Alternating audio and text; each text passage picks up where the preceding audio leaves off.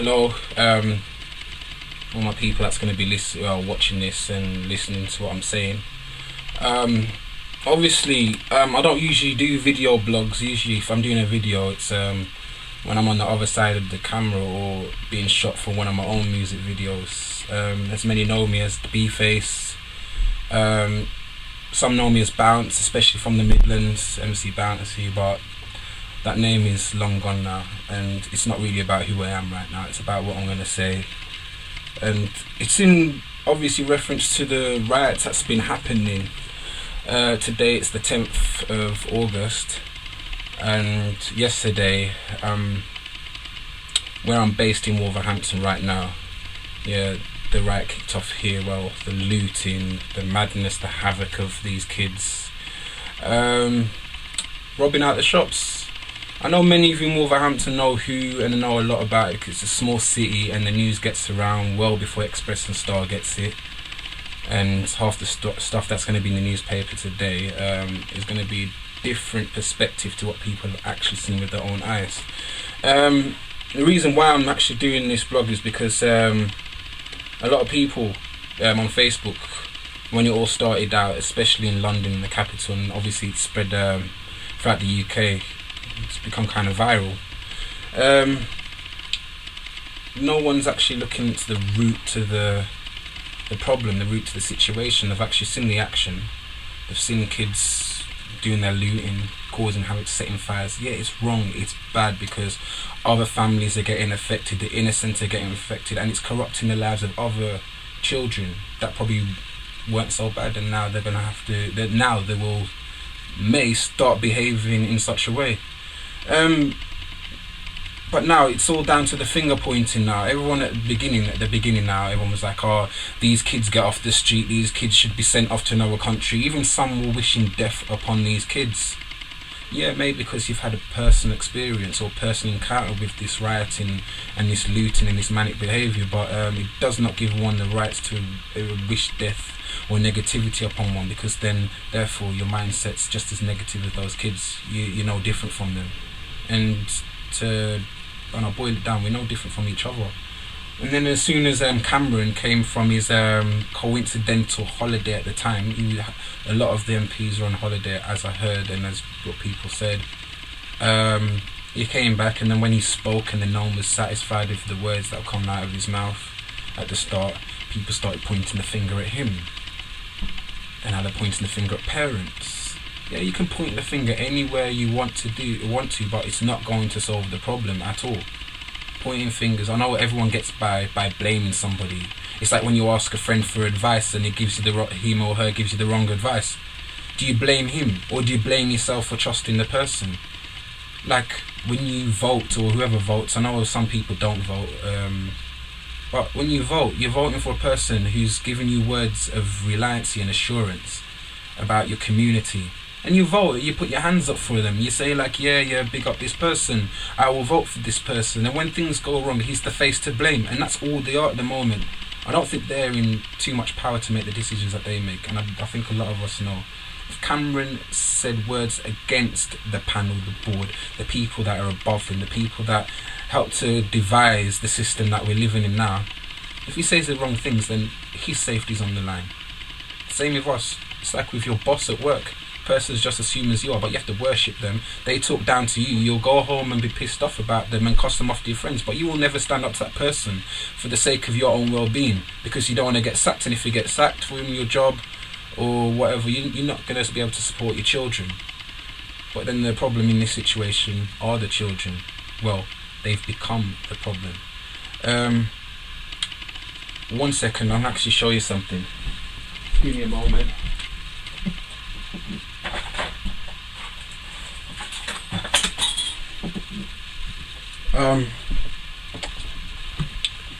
In 2002, if you can see that's me and the Mayor of Wolverhampton. That's my certificate for me becoming the elected youth councillor in Wolverhampton from 2000 to 2002. I was 16 at the time, and I used to get stuck in assuring the development and solutions and ways to make the community better for young people. There's a lot of things that I actually managed to do, well, that I felt proud of doing. And there was when the opening of the Powerhouse in Manchester occurred, when it actually opened, I was there, and I made a pledge.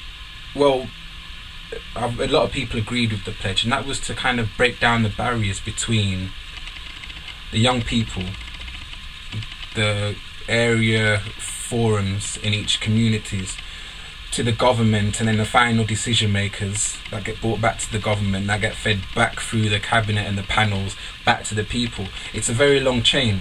It's like with the police, the chain of command. You can't really do things unless you've been authorised to do so from someone who has more authority above another person. Makes no sense. But yeah, the idea was to break down the barriers. So anytime an agenda or an issue comes to light, it gets addressed a lot quickly and efficiently before another issue or agenda comes into the pipeline. And the next thing you know, you're dealing with a whole trail of pipelines, and then by the time one of the issues that get dealing with, it's too late for the other situations to get dealt with. And then obviously we end up in turmoil. Then everyone is seeing the predicted outcome when it was already predicted. And also big up to the guy on the BBC that didn't show that video. He explained about kids warning the parents and other people, and his grandson warning that something bad is going to happen, but no one listened. And thanks to my sister as well, she raised something that I remember years ago about someone saying about kids should be seen and not heard. I think people need to start rephrasing that now. Kids need to be heard and not seen. Children, if they're outsmarting their parents, if you're getting outsmarted by your children or outmaneuvered and you can't control your children, then you need to look into the fact that we are an evolution of society. Children are an evolution. They have to come with a developed frame of mind. They start to see things, they know things. They never really get taught the source of society, where things actually started. Greed. If you're saying that these opportunists are greedy little kids, they're thugs and that, yes, there may be, some of them have over-exaggerated, I will be honest, some of them have over-exaggerated and actually inflicted violence upon another person. I understand the people that's actually gone and looted a property, looted out a place and taken what they needed, but they didn't hurt anybody. They just saw it as an opportunity, just like picking up a £10 off the floor. It's the choice between handing it in or putting it in your pocket. If you put it in your pocket, you're an opportunist. No question about it. You saw an opportunity to have a bit more than what you've got. Opportunists, Marxists, communists, terrorists, they're everywhere, right? Within every level of society. And a terrorist as well, just to clarify things, a terrorist is a person that inflicts terror upon a person. So if I tell someone that there's a ghost around the corner, then I'm a terrorist. Do you know what I mean? So terrorism is a person that inflicts terror upon another, right? Opportunist.